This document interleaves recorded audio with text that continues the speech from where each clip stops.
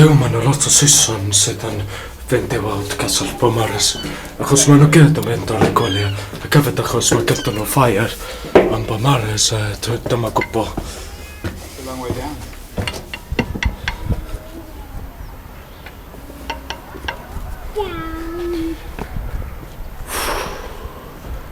Edrychwch at y golygu efo castell. Reit ym ond y castell. A gwbl o wylan.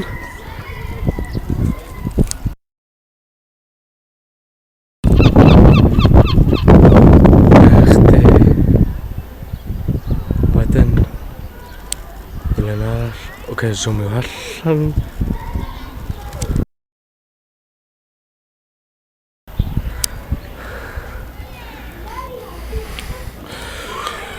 Mae'r castell hwn, Castell Beaumaris, ydy un o castell olaf gan Brenin Edward i gorffen sofranaeth yng Nghymru. Ond oedd y castell Gymreig yn cael ei adeiladu dim ond ar y Bryn. Ond y castell hwn gan Brenin Edward neu Brenin Lloegr. A ysgosodwch fi, mae ganddyn nhw plont swnlled digwydd. Ond o wel,